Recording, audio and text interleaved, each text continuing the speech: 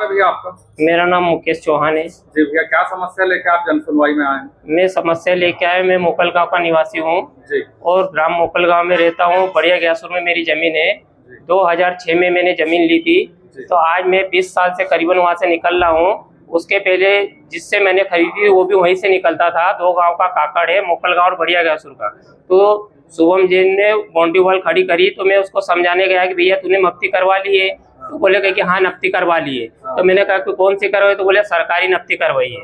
तो बोले जब सरकारी तूने नफ्ती करवाई है तो 4 खेत वाले उनको नोटिस छोड़ी जाती है, तो तूने मेरे को नोटिस तो दी नहीं पंचनामे पे कहीं पे दस्तखत लिए, तो तूने फिर कैसी नफ्ती करवा ली? और तू जब बाउंड्री वॉल खड़ी कर रहा है, तो मैंने फिर उसे पटवारी उनको सूचना दी, तहसीली में जाके सूचना दी, थाने में गया तो थाने वाले उनने भी सुनवाई नहीं करी, रिपोर्ट लिख ली और 4 दिन तक खेती में नहीं आए। और तहसीलदार पास गया तो बोले कि आवेदन लगाओ, उसके बाद हम तेरे करेंगे कार्रवाई। तो पटवारी उनने उसका पंचनामा बनाया, तो पटवारी उनको भी उसे दहशत दी।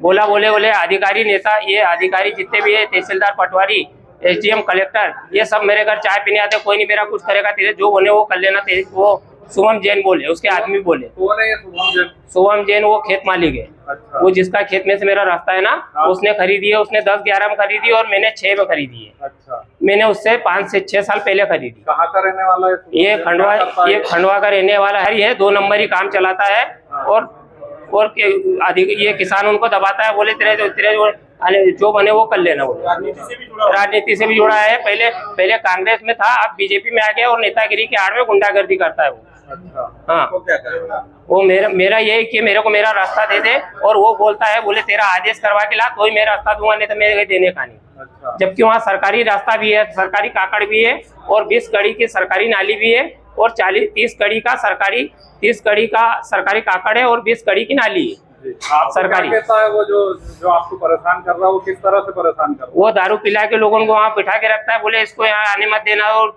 चमकाता है मेरे को। अच्छा, क्या बोलता है? किस तरह से चमकाता है? जो मारने की दहशत, धमकी देता है। बोले यहाँ से मत निकला कर। बोले अच्छा।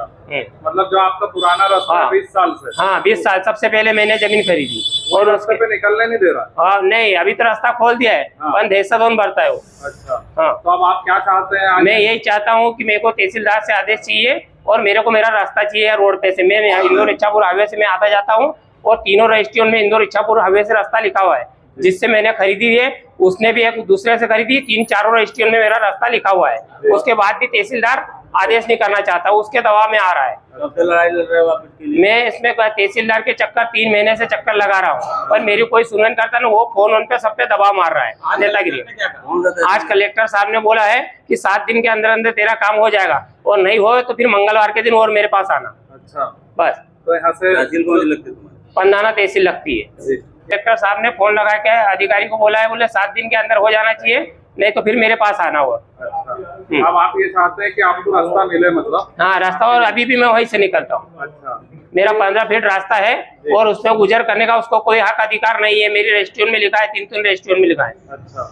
तो वो जो मतलब आपकी जमीन के ऊपर आपको इस तरह से रास्ते की जो समस्या पैदा हो रही है वहाँ पे, तो वो आखिर चाहता क्या? उसकी क्या? वो चाहता यही है कि इसको मार ठोक के इसकी जमीन भी हड़प कर लूं। अच्छा। और क्या?